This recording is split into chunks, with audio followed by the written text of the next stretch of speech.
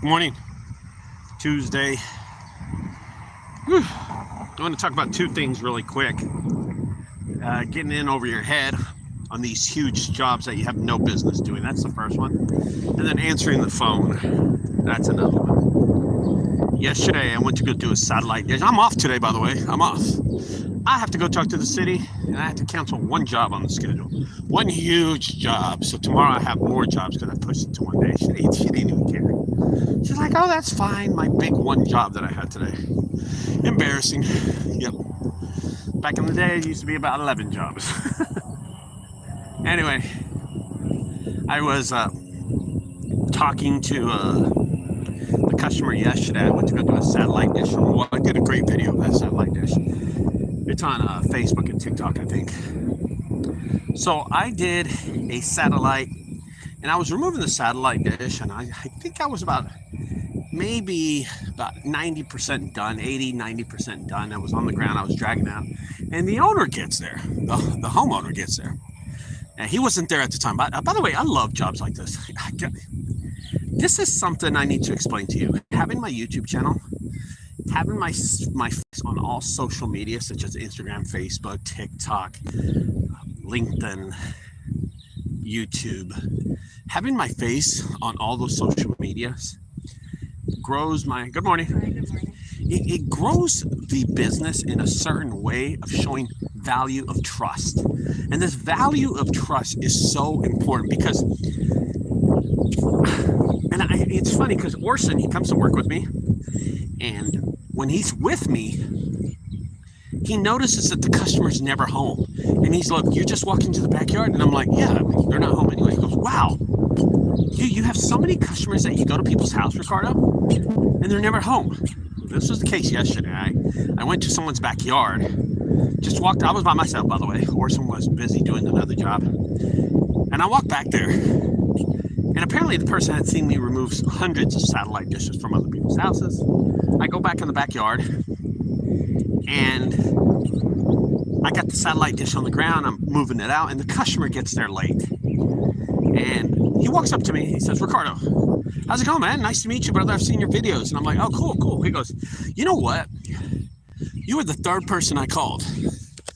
I said, oh, really? I said, that's weird. He goes, yeah, but you're the only person that I noticed that has their face plastered everywhere. So I'm glad I called you. And I'm like, oh, well, thanks, man. Thanks. I appreciate that, man.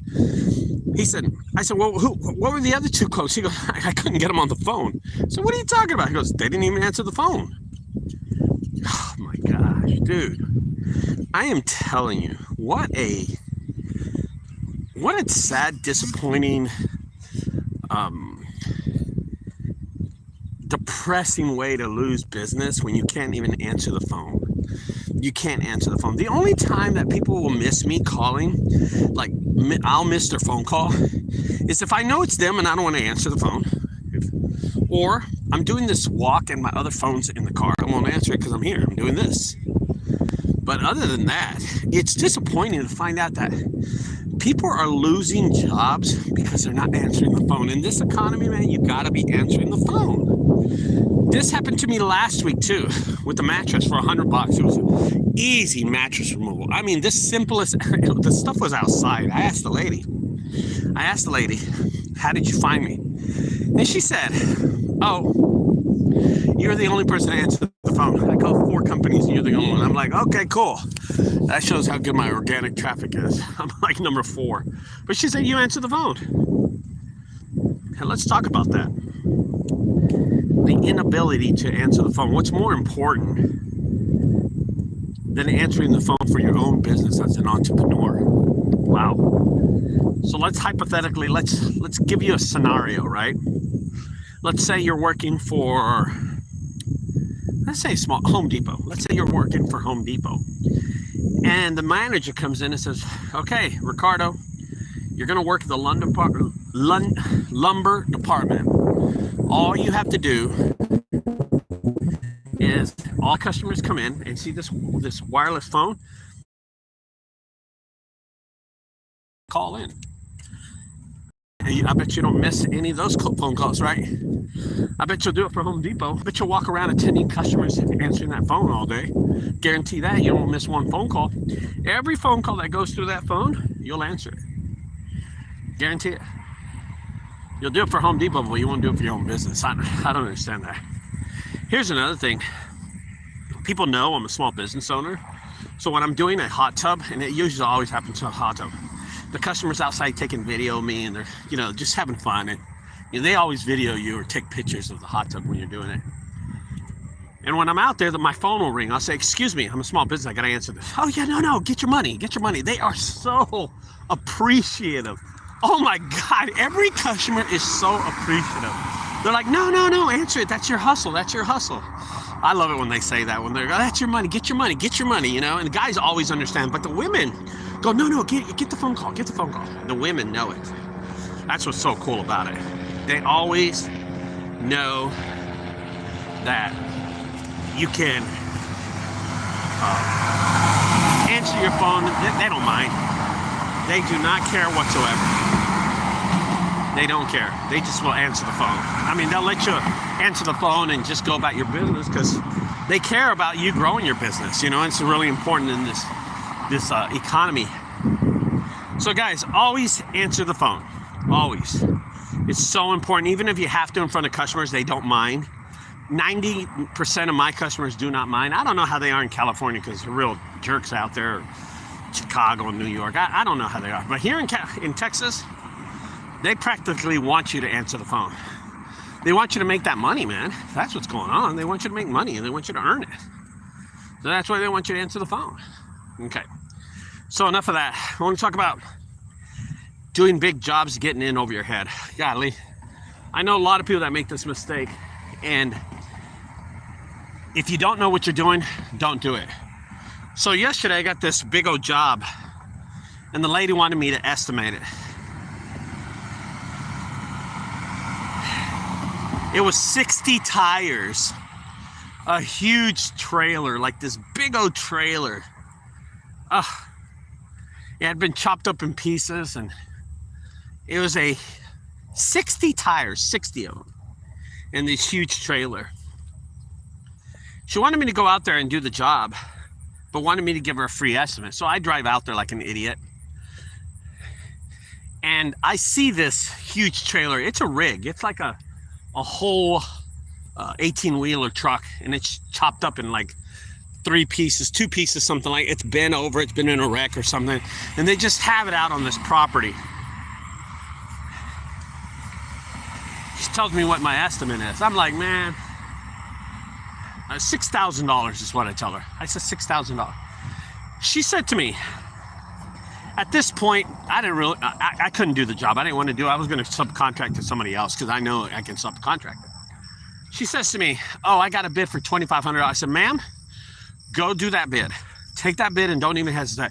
I said, as a matter of fact, stop wasting junk removal. I told her on the phone. I picked up the phone. I called her. I said, ma'am, $2,500 is the best deal ever. As a matter of fact, give me that guy's phone number. I'm going to use him for other jobs.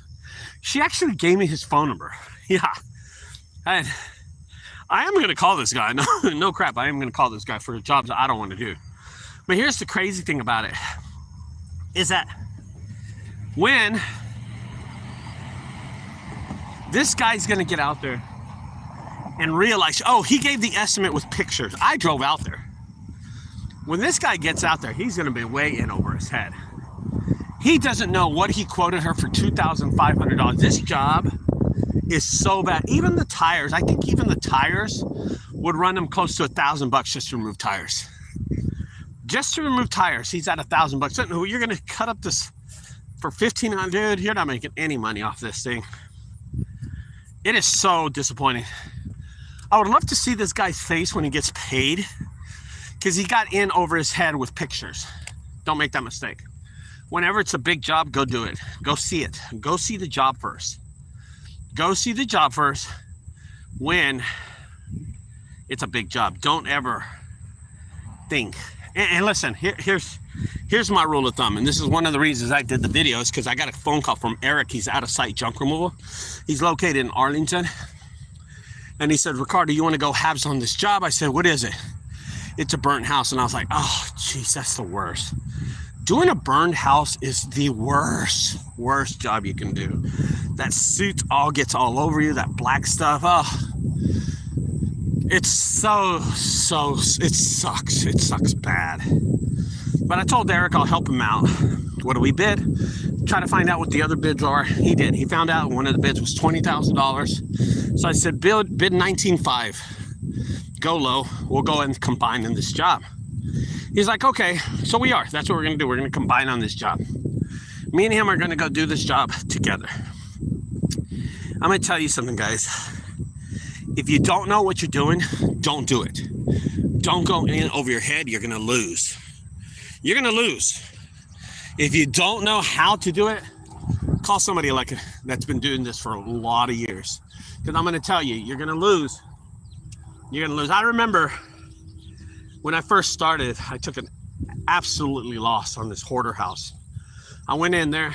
I mean, this house was a complete dump.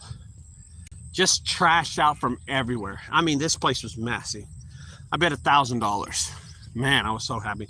I go in there, I'm thinking, this is gonna take me a day. Man, I think it took me a week to do. I didn't make any money doing it. And they got me.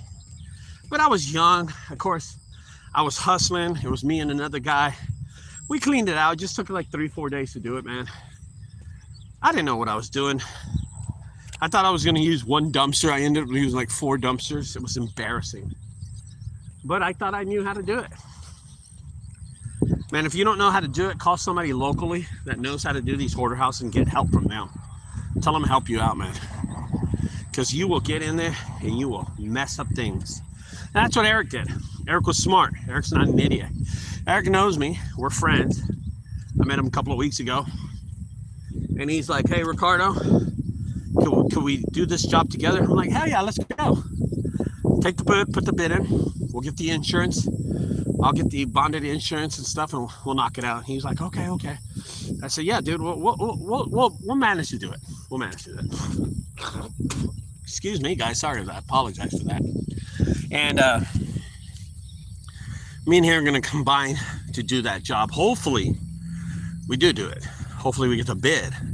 But he bid $19,500 on it, and we're going to have $19,500. What it's $8,300, $8,400, something like that. I'm not sure what it is, but hopefully we can get the job and we can both make money doing it.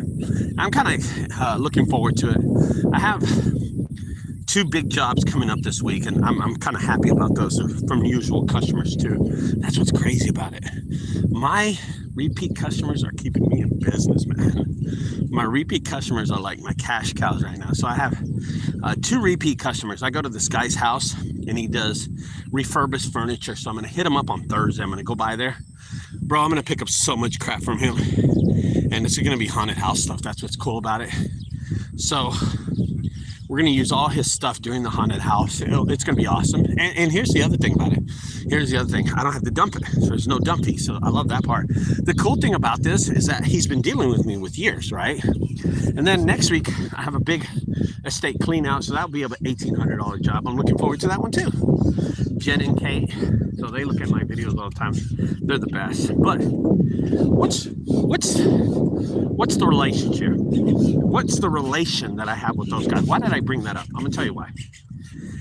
I've been doing business with the guy in Waxahachie for years. This is my 5th year working with this guy. I know what I'm getting into. I know him already. Okay, that's one thing. Second thing, Jen and Kate. Been working for them for about 6. I think we're going on 7 years right now. Been working them for 7 years. I know what I'm getting into. They know me. I know them. We know how to work together. We know how it's going on. Yeah, everything's fine. Okay. And I know, since I've been working with them in the past, what I'm going to get into. Okay, I don't jump in like an idiot and don't know the ability of the big job that's going to happen in front of me. I know exactly what's going to happen. Okay, it's not like I'm predicting it. I just know what's there. Okay, guys, don't get into something you don't know what you're doing. Don't do that, man. Don't do that. You know, this burned house that I'm doing with Eric out of site junk removal. I've done them before. I've done, 2 burned houses. After the first one, I was like, man, I don't want to do this no more. But to help out Eric, I'll get in it. And plus, there's a lot of money laying around the table. And, you know, it's kind of slow right now. You got to get what you can. So I'm going to do it. I'm going to do it with Eric. We'll see if we can get this job. I'll probably go do an estimate later on today. Just take a look at it and see what's up. Good morning. Good morning. So, you know, I can only tell y'all, I have a friend, his name's Fred, Mountain Man Junk Removal. He did a $4,000 job. He did a $4,000 job. And he drove 2.5 hours to go to do the job. 2.5 hours. That means he went to another state or another city to do a job so he can make $4,000. And I was just thinking to him, I said, bro, don't get into something you don't know what about, and don't drive 2.5 hours. Listen, my trucks won't even make 2.5 hour trip. It won't make a 2.5 hour trip. I know, it'll probably overheat. But what I'm trying to explain to you is that you don't have to drive 2.5 hours to go do a job. When they come here, the jobs will come here in your city. They will come in your area. Don't be driving 2.5 hours to go do a job somewhere and not know what you're getting into. Can you imagine you get there 2.5 hours later and you don't know what you're getting into? Oh my God, you just drove 2.5 hours. You have to do the job. You have to. Whatever it is, you have to knock it out. Don't ever do that. The farthest I've ever gone for a job was 1 hour, 58 minutes. I remember exactly when it was. It was in Greenville, Texas. It was a $2,000 job. And I honestly thought that Greenville was like 45 minutes away. I was going to knock it out. But I took my box truck. I remember going down there. I was like, man, is this box truck going to make it? You know what I mean? But it did. It did make it. I drove that far. All right, guys. Point of the video is don't do something that's big if you don't know what you're getting into. You will mess up. You will lose money. You won't make any money. Be aware of what you're doing. Be aware of your surroundings. Be aware when you're at the job site. Be aware of your surroundings. Be aware that you can do this job.